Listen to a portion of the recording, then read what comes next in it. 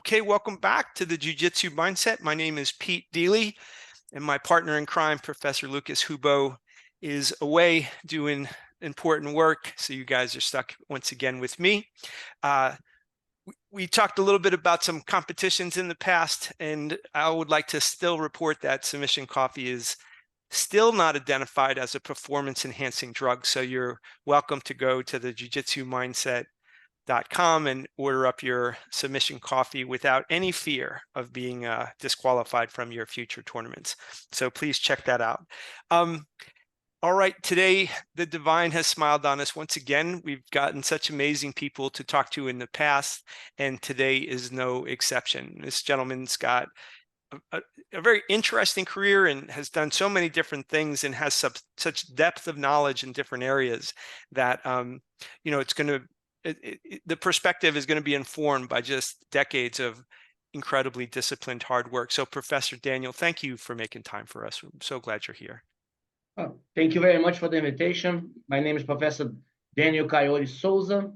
I am a 6th-degree black belt in Jiu Jitsu, being in the martial arts as a martial artist for 43 years, and in Jiu Jitsu, training Jiu Jitsu for 39 years. It has been I have been a little bit around the block. I would say so. And so for a man who looks 30, that math. Thank you.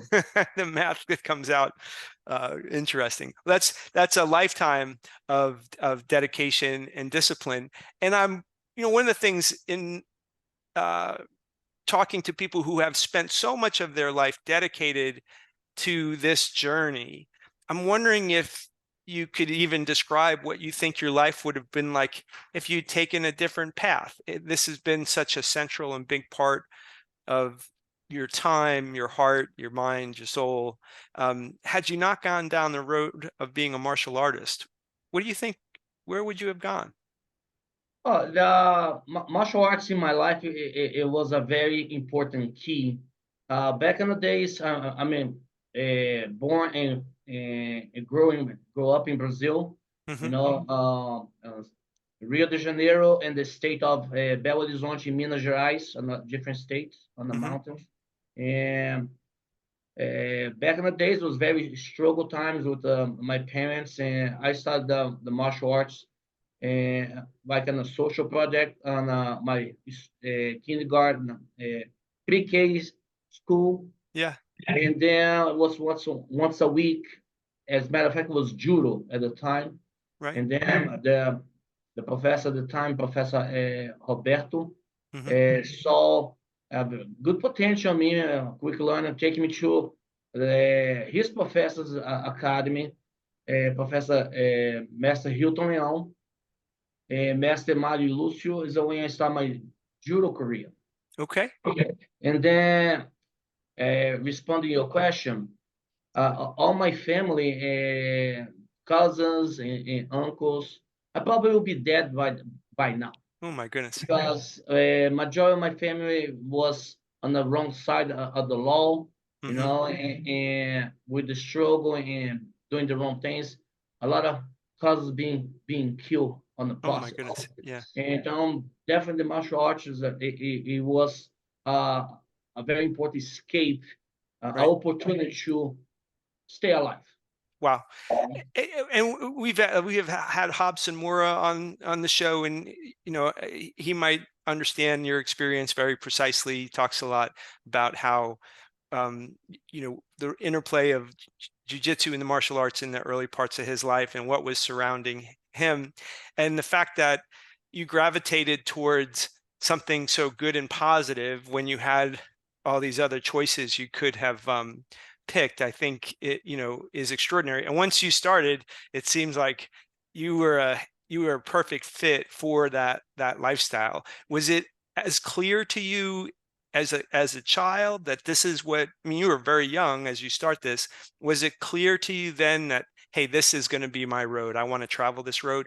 Or did that get revealed to you over time, like the more you got involved, then like, oh, when you were a teenager or in your 20s, whenever, then it became clear? It became very clear at age 12. Okay. I'm gonna quick short story. Sure. I Please. I was in downtown with my mom. She was buying some stuff. We walked to this martial art gear store. I saw this beautiful black belt. The Okay. brand and Meikyo was a Japanese black belt. Okay. Yeah, I asked her to buy for me. I should say, why I'm gonna spend money on this? You're not black belt yet. Right. And then I save all my coins. My dad, when he come back from work, he let me have the coins. Right. He save it. And I buy with my own money this black belt. I was 12 years old. Right. Every single day I open my drawer and sometimes tie the belt on my waist, look myself in the mirror, say, one day Yeah. you'll be permanent on my waist. Right. So at the age 12 already, I make my mind decide I'm gonna be a black belt one day. Right. Regardless what matter happen, I will be a black You can belt. do it. Right.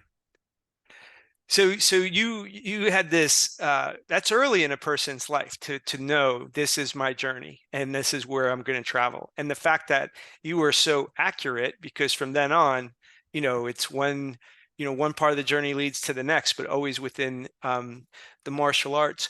One thing that I'm curious about in the environment that you described as a kid, where there might have been less than healthy things going on, is that often in those environments there's violence, where there's fighting and there's fighting on a variety of levels, right? There's street fist fights up to people using weapons. I mean, and that's in those environments, I think not all areas that are violent are created equally, right? There are some parts of the world that are more dangerous than the others.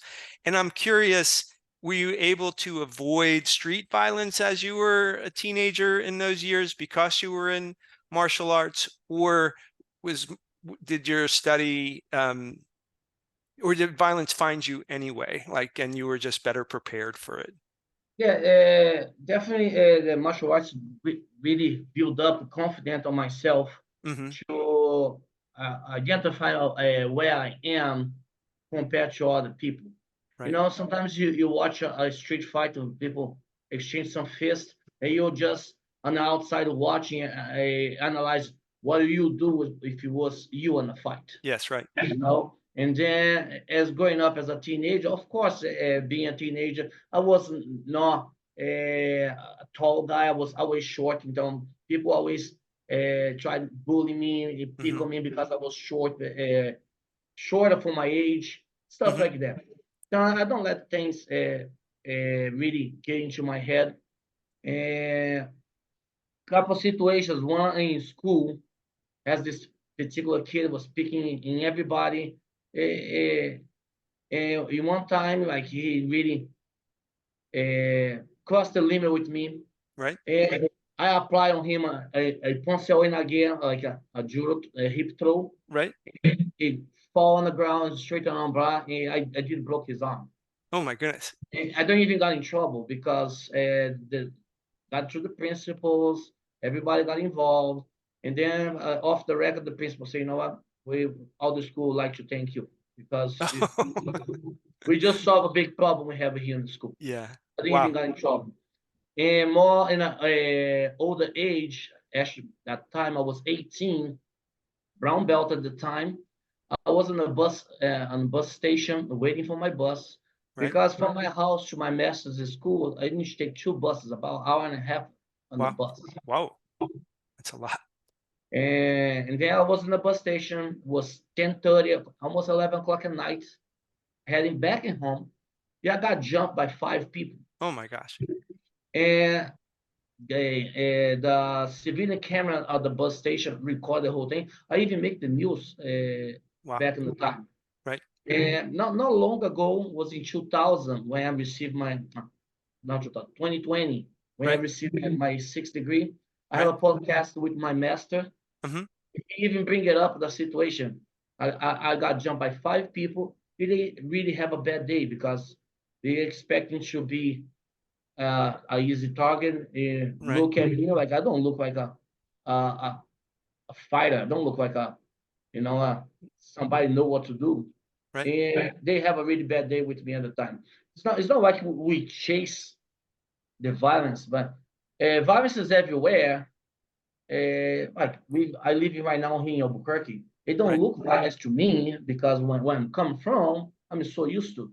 Right. But Albuquerque is rated one of the top 10 most violent cities in the country. Yes. But it's important to the martial art give to me the confidence to always be aware my surroundings, and be prepared. You expect what people don't expect. For sure. Now, just because it's impossible not to ask, so 5 people, I mean, even a trained person, that's still a lot of danger. So was the outcome that you just got away, or did you end up in a No, scrap with all 5 of these people fighting, or how did that? I got in a fist fight with all five, Oh my gosh. and of course, got some hit by a 2x4 on my Oh head. my goodness. It was a real fight. Right.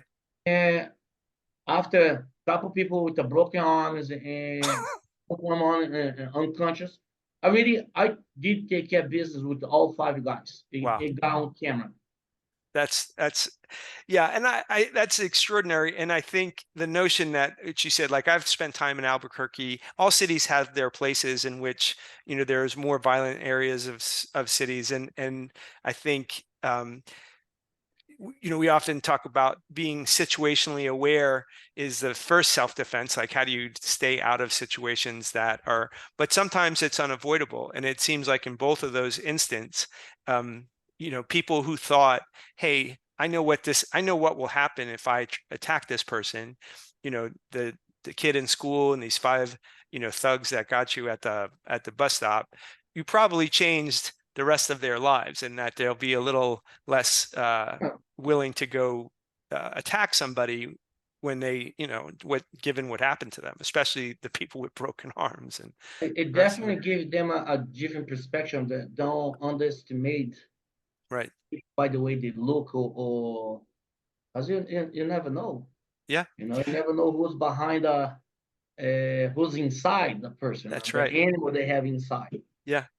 Yeah, I've had similar experiences. We moved a lot as a kid, and I was from New York, and then we moved to the west part of the United States. And I was a skinny kid, and I had a heavy New York accent, and I lived in places that thought that was funny or weird, or I don't know what you might say. And so I was the target of a fair amount of bullying. And I was not the fighter you were, but in terms of the person inside, I found that when I got into new environments, when people came and bullied me, that it was best to kind of take care of that right from the start, and show that win, lose, or draw, I'm not going to let somebody do that. So I've had a version in my life of what you're describing, although it's certainly not to the Even here extent. in United States, I lived before in San Diego, in Right. California, Yeah.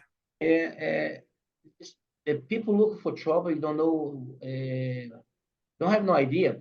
I was on this club.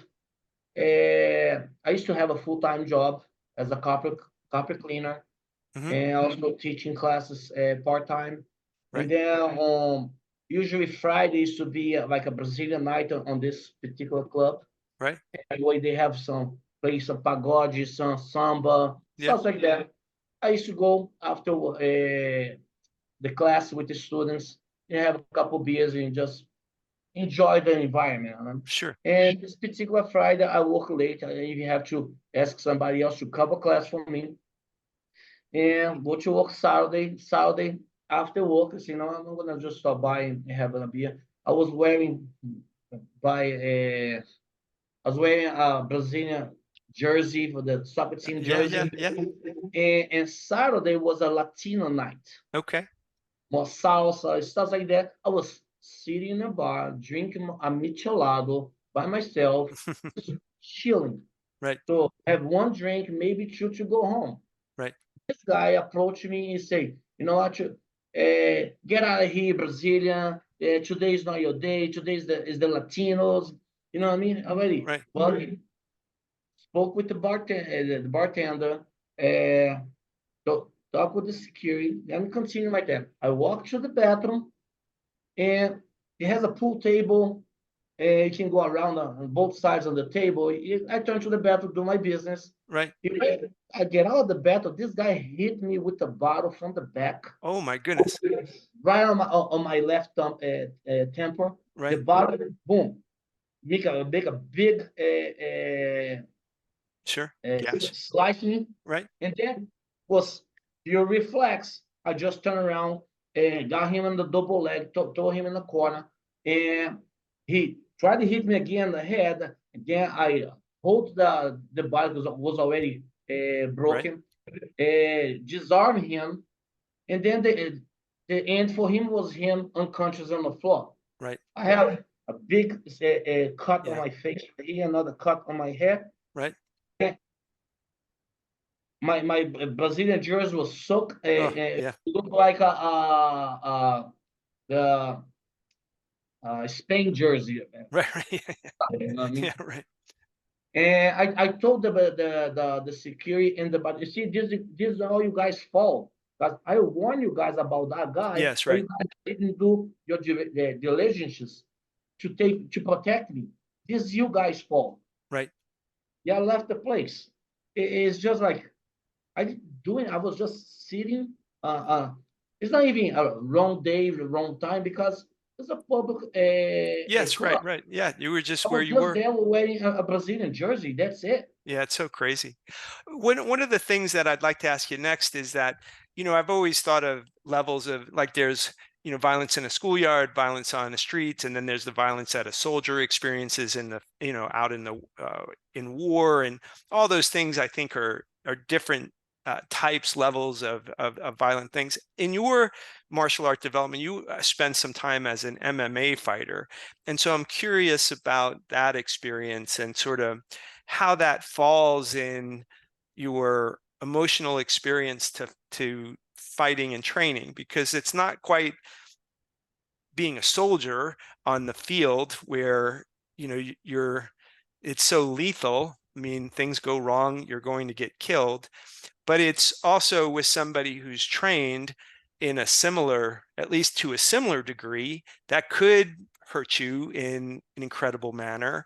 So how did those years, could you tell me a little bit about like what those years were like? Yes. Actually, it's the other way around. Okay.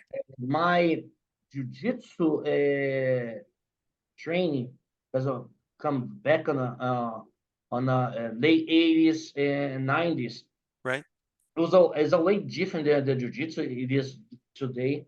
It used Okay. to be really tough. We used to do we used to start the fight stand with striking, taking to the ground. So Right. we have been doing. I have been doing Vale tudo since 1994. Okay. I did my first debut in the MMA, low as a Vale tudo in Brazil. Right. So the training I have been doing jiu-jitsu all these years, and when I finally make to the States, I did my first debut here in the Vale tudo here. I didn't know knowledge of Muay Thai or other Right. martial arts. My jiu-jitsu career was so intense in my training. I have just like Royce Gracie when he started, he completely Right. dominate everything. There's no Right. questions asked because when people is not aware what the other person has to offer, Okay. Okay. then what they lack. But absolutely the MMA training is a different animal. Mm-hmm. People think it's just grappling. You're grappling, you're gonna submit somebody, you're gonna just hold somebody. No, in MMA you're getting strike. You Right. need to be on and off with your uh, what I say. You have to be cold. You Mm-hmm. know, I tell my students, a lot of people will say, I want to be MMA fighter. See? And then when we put them to spar and Muay Thai, do a little bit of 70% hit on them Right. and say, you still want to be an MMA fighter? That one was only 70%. Right. And I would say if you get punched in the face, you can't smile back to the person. That was the type of psychological we're looking for. Mm-hmm. You need to, like MMA people, I even say that they're a little psychopath because we enjoy with it. we enjoy what's happening. Right. And it looked like a violent sport, Right. but let me give a comparison now. But it's not really violent sport. Okay. I have some students, he got injury in soccer. Right. And then I tell the parents, that's why I don't do violent sport. Yes. Yes. But let me explain why. All right. Okay, we are MMA people. We are in the cage. I already know you're gonna punch me, you're gonna throw me an elbow, you're gonna hit me with the knee. I Right. expect that from you. Right. You expect that from me. Mm-hmm. We're in a soccer field playing soccer. We're supposed to kick the ball. And Right. no, you're gonna come on like on a slide on me, hit Right. my knee. You're gonna jump in and elbow me on the face, unexpected. Right. That was, to me, is more violent. Yes. Because Yeah. the violence become bigger when you're not expecting the violence. That's a good point. And it's as a person whose soccer was a big part of my life early on. I mean, it's interesting as someone 53, like I'm safer in my jujitsu training than I would be if I insisted on still trying to play soccer or still trying to do some of the things that I was earlier. For a lot of what you just said, like at least I know exactly not exactly, but I know the dynamic to expect. And on, you know, fields of play, Compare, basketball, soccer, particularly for us older folks, it's the likelihood of injury, I think, is much higher, and I think that for the kids as well. I mean, I think that it's a safer situation than if you're a parent and you have a child and you're wondering whether to put them in jiu-jitsu because you're afraid of injury. I actually think it's among the safer ways to introduce someone into physical fitness, developing confidence, all the is self-defense. ironic. It is ironic comparison MMA and soccer, Yes, right. because in soccer they are 90 minutes pretend to be hurt. In MMA, with 25 minutes pretend we're not hurt. Yeah, right. We Yeah, how can funny. go. Yeah. Uh, Well, so it sounds to me that you'd had some brushes with violence that was like very real, because the outcomes of, in the school and in the bus stop, I mean, although you were prepared for the confrontation, there could have been a gun, there could have been things that the outcome could have been different regardless of your training. The world is, has unequal forces sometimes when they fight. And then as you became an MMA fighter, in some senses, like the violence didn't, because you could anticipate what was going to happen, it almost seems like a safer environment than those street altercations, even though you were so much more trained there. The next question that I had was the impact of being an expert in so many different types of martial arts have had on, like, has studying judo and jiu-jitsu and the other martial arts that you've studied made you better at each at this juncture in your life when you look back, compared to if you had just stayed with judo or just stayed with jiu-jitsu? Like, have those different ways of training made each thing better, or like how else might you talk about it? like I say, I started in judo. I was 5 years old in 1981.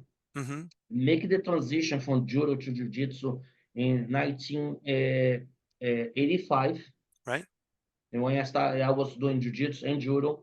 Right. And back in the days, we train also the Gracie and traditional jiu-jitsu. Okay. Like I mentioned before, we start with the striking. It goes to the ground, and old school Vale tudo. Right. And then when I come to the United States, so when I start training boxing Mm-hmm. and training Muay Thai. Now, absolutely, you be a martial artist, you learn different styles, different martial arts. It only make you better, Right. because whatever I love to learn. I Right. really, Yes. I love learning. So yeah, I see everybody has something to teach. Mm-hmm. As much as I am an experienced martial artist, black belt, I tell my students here, I learn with you guys, because sometimes you guys throw some crazy scrambles right here. Yeah. Yeah, I mean, watching, and then I analyze what you just did and try to replay in my head, I learn a new move, a new position, a new situation. Right. And being practice different martial arts, you need to keep, in my opinion, you need to keep one as your main Right. martial arts. In my case, it is jiu-jitsu. And use the other ones as a complement, Okay. just supply the deficiency the other martial arts lacking of. Right. Like jiu-jitsu on these days is very more tradition, is more taught for sport, Right. the jiu-jitsu competition. Right. Now, a lot of schools are losing the roots and teach the self-defense moves and teaching people how to do a simple break falls. Mm-hmm. You know, like a judo, traditional judo is still with the roots. You have to do all 12 break falls. You learn all the sequence of the takedowns and stuff. But the jiu-jitsu, modern jiu-jitsu, let's put it that way, is lacking a little bit on losing those roots. And in my case, I did boxing in Muay Thai as well. Right. I started Muay Thai in 2002 when I started Muay Thai, and because of my martial arts background, that was like a fast track for me because Sure. I have the coordination, I have the reflex, I have Mm-hmm. the awareness. That was a really fast track to me. That's not like you grab somebody with absolutely no experience Right. and you expect they to evolve on the sport that, as fast as I did. Just like on those days now, we have some prodigies on jiu-jitsu. Mm-hmm. They did move from white belt to black belt in 4 years. Mm-hmm. Yeah. Right. Right. Even have a few people that even less than 4 years. What before back in Brazil, it takes 10 years to be a black belt. Right. But it's not like it's not just the technique. So what we Yes. are expecting on a black belt is the maturity. Yes. Right. Right. If Well, a and at person, that 10-year mark, I feel like is a really useful um, boundary that you should have to be doing it a decade because regardless of your ability to execute techniques, I think jujitsu does things to be, it matures them in ways they don't recognize at the time, and that it affects them. If you don't give up and you keep at it, you're a different person 10 years into your jujitsu practice than you were in the first year. yeah, And we were in this conversation with Pedro Sauer, about a year ago, and he had this comment that like by the time you're a high level jujitsu practitioner, a lot of characteristics that are a lot of things that are bad about a person sort of get squished out of them, because to become a great jujitsu person requires a type of humility. You can't get there being arrogant. You have to accept the teaching and the limitations of the moment, and so uh, and I have found that to be true, that all the folks that we have talked to that have achieved these amazing things have a similar quality to their character. There's a certain kindness and humility that for all the folks that I've come to talk to through the podcast have. So for me, that 10-year expectation is useful because I think jiu-jitsu is not just about the ability to move your body in certain ways and execute certain techniques, but to also have a certain type of character. At least that's my opinion about that. yeah. Like we saying, you have to build your maturity. You have to humble yourself down, and the mat will do that every day. Yeah. Yes. Yes. It's not every single day you're gonna perform the same. Right. No, one day you're gonna perform amazing, and the next day, middle way, and the Right. next day you're gonna be smashed. Right. Right. It Yeah. doesn't matter if you're a lower belt, if you're a higher belt. I tell my students I tell my students all the time, in my opinion, it's not even the technique what make you evolve your color belt. Right. Because with the technology now, we have YouTube, we have some other. Sure. You can watch any move, Right. anything. You can just type it in and watch. Right. But you can learn like a really high level move from YouTube. But when you get in a real fight, you still froze. You still cannot pull it out the move because Right. you don't know the steps to make the transition to Right. get into Sure. the move. It's a lot of people missing about it. They think like, oh, I just saw this crazy knee bar heel hook, but about the transition to get into that point. There's a lot of people missing those steps. So, in my opinion, like what's really grow on to evolve your belt is not the technique, it's the ability to see it, the ability Yeah. to Yes. the ability to make the move just like a chess game, Yeah. 5, 10 times ahead the other person, and predictable. Now I'm gonna do this move right here. You expect they to follow to my move, but if he don't follow my move, I have this right here to Yeah, that you have your connections and all that. And in my mind, part of what comes out of that isn't just knowledge, but a self-control under stress. In that it's one thing to know, even if you know the connections, but it's only under repeated practice of I'm uncomfortable, I'm stressed out, I'm afraid, all of those things. And then learning to calm those parts of you, like, it's okay, breathe, try to calm down, engage your mind rather than react without thinking. And that to me is part of what you're saying in terms of jiu-jitsu is not learned on YouTube. Like, you got to be on the mats, you need to be, experiencing it. And the experience to me is not just the technical knowledge, but also the emotional experience of what's it like to be in a losing position and work your way out of it. What's it like to be in a winning position and lose that position? And those are the things that I think people take off the mats with them so much. Is like, oh, I'm under a lot of stress and I calm myself down. In other parts of their lives, when they're in a lot of stress, they calm down there as well. Yeah, I tell my guys it too. Like, I have this really good brown belt student. Mm-hmm. I tell him, you know what? You're amazing.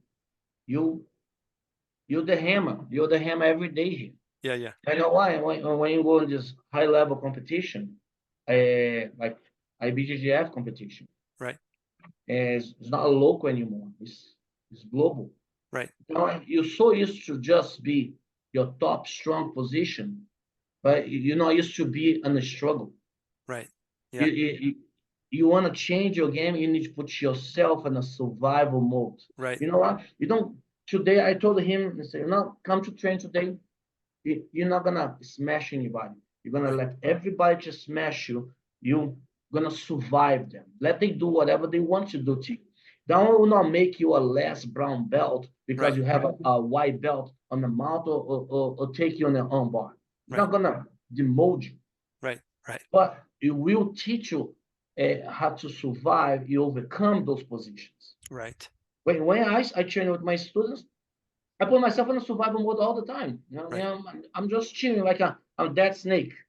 Yeah, And yeah. then like I look at the clock, I have like a minute and a half. I say, now I'm gonna try to do them. But this whole 4 minutes I'm being in a struggle position. I have just analyzing Yes, what they're doing and find the weak points, the mistake points they left the trail for me to follow. right, Então, in 1 or 2 movements I finish. right, But I have been studied there for 4 minutes. right. In Yeah, the and four that, minutes, 4 minutes, I mean, like, you get a mat burn in the face, you sure. get like a give a burn, and you pop the ear again, you know what I Yeah, yeah. mean? And he's still happy about it. Right. And I think that speaks to you're able to be relaxed for those 4 minutes, even being in the survival mode. And that to me is one of the great lessons that we take off the mats with us, is that there are so many things in life that put us in a survival mode, and it is made easier if you can remain calmer in those high stress situations. Sometimes they're truly high stress, something is in fact terribly going on, and you need to figure out how to be calm. There's illness in the family, there's poverty, pick whatever very serious thing may be going on. But then so much of our lives, the circumstance is not as serious as we feel it is. It's a conflict at work that will come to a resolution, but it feels like it's the end of the world. Or pick your version of, yes, it's serious, but you're actually treating it like it's a life or death struggle when it's not. So that ability to calm down, control yourself, Yeah. recognize the circumstance for what it is. In jiu-jitsu, for me, when I go to a competition and I watch the white belts and then I watch the black belts, one of the things that always strikes me is the pace of movement. White belts are so frantic and there's a lot of energy being wasted. And then when I watch the black belts, there's a calmness and a methodicalness and a, calculatedness that doesn't exist in that. And that journey from using your brain to make a decision on what to do versus the lizard part of your brain going, well, I'm afraid here. I don't, you're kind of getting spazzy. That's a journey that I think helps people in lots of different areas of their life. I tell my students also, like, I don't know if this quote is already being established, but if not, I put my signature under. Mm-hmm. I tell my student, slow down your body and speed up your mind. Right. Yes. Because when your body is going too fast, you don't have time to think what's next. Right. You slow down your body and speed up your mind. Yes. This is what I tell my students. That's why when you, exactly what you just described, you watch a scramble, crazy, spazzy white belts, Right. it's because they're going too fast with the bodies Right. and not with the mind. Yes. The black belts is the other way around. They flow with the body, but the mind is spinning like crazy. Yeah. If you could like connect a video on the brain, you have on the screen, right, and you watch what's really going on in the fight, what's really going on in the brain. Right. It's crazy. It would be awesome to watch those. Oh, for sure. Yeah. And if Professor Lucas was here with us, he would probably tell you, Professor Daniel, if we put a camera in Pete's brain, there's very little going on at any time. He would, say. I don't say that because right now your head is spinning because you interact really well with me. I really appreciate it. That's very generous. Thank you. Well, you've had this long career as developing yourself as a martial artist. You've had a career as a competitor, Vale, tudo, and MMA.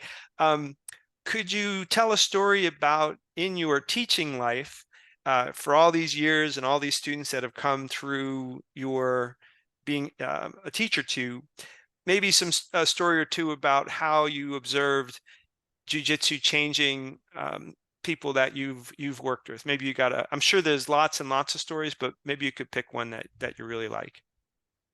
Okay, yeah, like I say, there's a lot of stories out there, but let me pick one in particular, is one very important to me now. Yeah. My wife and my kids, my kids here in America, my stepkids, they come for a previous domestic violence. Ooh, they are domestic violence survivors. Right. In a very abused and bad environment. Okay. And she moved to Albuquerque on her own with her 2 kids. Right. She leave the abuse behind. The abuse still trying to track her down. And that's how it is ironic. That's how we met. She popped on. She has been searching for jiu-jitsu school. We're not even friends, but she popped on my social media, like people you may know. Right. Okay. Yeah, I thought she was really cute, and I contacted her. I was single at the time. Right. And I contacted her, and we start talking, and she talked about her story. I invited her to the gym. The kids start training right away. She's still hesitating a little bit. Her birthday came, I give her a gi as a birthday gift. Oh, nice. And she already figured out is no way to back down. She started training. She did first class with adults. She completely panicked. Yeah. She cried and she really got frozen because she has the flashbacks and the Sure. PTSD. Yes. And then I told her, no, you're gonna start in the kids class. Okay. Now she like feel demoted. So Right. Right. I'm Yeah. a grown woman. Why I'm gonna do the kids class? Sure. And then to take a try. She started with the kids class, and she figured out the warm up in the kids class are way harder than the adults class. And then the technique in the kids class was pacing her Okay. to be on the level she is now. And for the 3 months, she's still kind of having flashbacks when you have somebody heavy and Sure. bigger Yeah. on top of her. And then I talked to her about the survival mode. You know, Yeah. I'm gonna put you in the survival mode, and you're gonna survive. Mm-hmm. You're not gonna panic because panic is a way you're not gonna accomplish what you need. Right. And she comes from a wrestling background. Okay. As a matter of fact, her backstory, she was the first female make a state Wow. wrestling fight boys in New Mexico. Okay. Wow. She used to be captain of her wrestling team. So she already has this Yeah. She's fighting physical. Yeah. background. Right. But even with all that, the trauma she suffered from Sure. was bigger, Right. and in my daughter as well. And then the jiu-jitsu, it really taught them to calm down, to uh, survive the survival mode, Right. and analyze your situation and find a solution, find a escape, a way Right. out, and control their anger, their Yes. insecurities, you know. And the more important thing I say jiu-jitsu provide is the confidence. Yes. Because when you become a confident person, there's nothing in this world you cannot be accomplished, not only on the mat but outside the mats. I agree. My daughter just recently just won double gold at IBJJF American Nationals, gi and Wow. no-gi, Mm-hmm. making history already because it was the first time no-gi for kids in IBJJF. Oh, okay. And she also the 2 times champion. She won 2023 as well, American Nationals. Oh my God. Congratulations. And looking back, the little scary cat they used to be, the powerful empowerment Yes. woman, Yes. young woman. My daughter, she's about to turn 15. Okay. They become, and that one is the one the most reason. My wife always say, really, you have a purpose. You're Mm. not here just you don't see your students as a dollar sign on the mat. Right. You Yes. know, I have over 300 students, and I Mhm. remember every single of my students by the name. Yes. That's nice. And we are family here, you know. Yeah, I have to be an example for them because they look after me. Yeah. I mean, like a mentor to them Right. outside the mat. We have families. I sometimes even call the kids misbehave at home, and Yes. they call me. So the kids talk to me. I Yeah. think it is hilarious because the kids misbehave. I give them burpees. Well, I mean, that's such a compliment, right? Because it means that what you think of them matters. And otherwise, the parent wouldn't put you on the line with the kid. And one of the things that all of us need is somebody to care about how you're doing. And by caring about it means that we care if you're heading down the wrong road. I mean, that it doesn't mean that no matter anything you do, it's okay by us, that you're loved, but then we also have expectations of you to be the best version of yourself can be. So the fact that you have this family of 300 plus that's not just the students, that's the parent and the wife Yeah, and the sibling. And, so that 300 students probably means, 2,000 people that are all a part of this constellation of people. And yeah, so the story of your wife, and then how that rolled down to affect your daughter. And I mean, and then obviously throughout your community, people are looking to you as, hey, you're a good example for us. We'd like for you to help hold this child or this, whatever, to a high level of expectation as yeah. well. I tell the parents here when they come to my school, I don't run a daycare. Right, My right. Yes. school's, I'm tough. I Yeah. don't run a daycare. If you're not used to see your kids being yelled, oh yeah, your kids here get yelled. Hey, your kids here is gonna be pushed.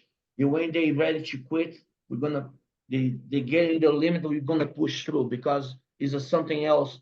It's something more that can go. Right. Então, we here to explore that, but the kids also at the same time have fun. It is a trade. I, Yes. I teach the kids confidence. I teach the kids respect and discipline. I give the kids a true love. Right. Because Right. I really love the sport. To me now, it is a pledge, a privilege, Yes. and to do what I love because I love what I do. Yes. Yeah. The idea that you can be, if it's a loving environment and you know that somebody is not pushing you because they're trying to hurt you in some way, or break you down for the sake of breaking you down, as opposed to setting up circumstances to show people you can do hard things. So we're going to create a hard thing on the mat that doesn't really have a consequence. If you get submitted, then nothing happens to your life really. But if we can show you that in this hard circumstance that's safe, then when hard circumstances come up that are not safe, you'll have a level of confidence and ability to adapt to that situation that you wouldn't otherwise have. And that, I think, you have to have that foundation. You refer to these 300 people as family. So then when you are working with them, you're working with them as somebody who's trying to protect them, but protect them also by saying, these are the ways in which, we can make you more equipped to handle your life and handle, the world that you're in. Yeah, Well, because a lot of those parents, I'm not saying they come to the same background coming from, because sure. everybody has a different story. Right. But as a parent, we want to give and provide to our kids the things we didn't have as a growing up. Yeah, I absolutely. understand that every parent love their kids. They want to give more. They want to make more for the kids. Sure. They want to give the kids less struggle. Mm-hmm. But give the kids less struggle. That means they can be struggling in the future. That's right. Now it's important to learn how to say no as well. Yeah. Very important thing because life is gonna tell you no all the time. Right. You know, and like now all the sports, like team sports. Society today is so used to receive a participation trophy. Right. Right. Now you show up, you get your participation trophy. Right. Life, especially the future where we going in the direction we're going, it's not gonna give that many participation trophy. You're Right. gonna have to earn it.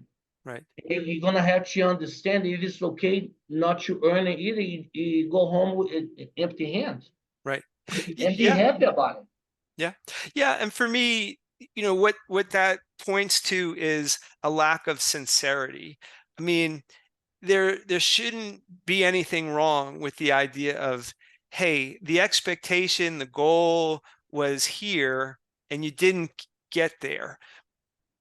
But there shouldn't be anything wrong with that, because the idea should be, but we will help you improve to get to where you want to be. You want to be a good, pick your discipline, whatever it is you want to be better at.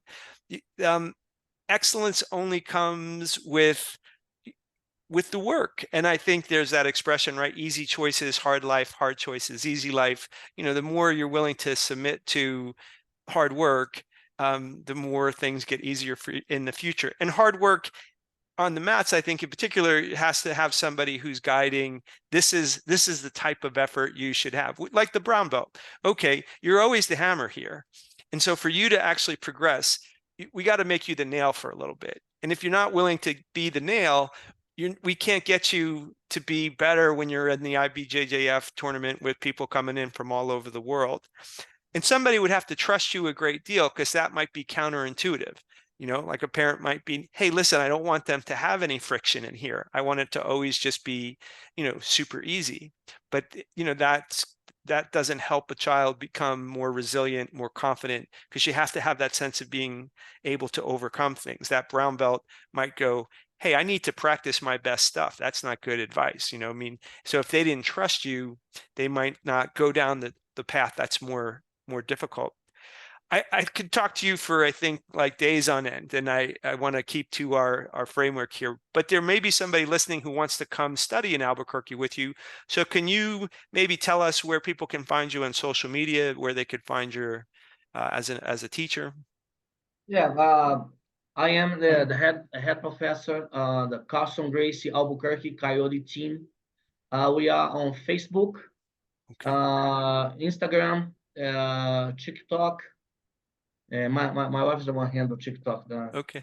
It's too much technology for me right there. Yeah. I can barely handle the Instagram and Facebook. Yeah, for Also, sure. we do have a YouTube channel, Okay. and is type it in Coyote Jiu Jitsu, Carson Grace Albuquerque. It's pretty easy to find us. Okay. Come make it, give us a visit and enjoy, because Jiu Jitsu is beautiful. I And couldn't agree more. my master, I took my wife to Brazil last year, and she met my master, Master Hilton Leon. He's 70, 78 years old now. Okay. He's Yeah. 10-degree red belt. Wow. He's been 65 years on the mat. 65. Down the goals, down his goals to look forward.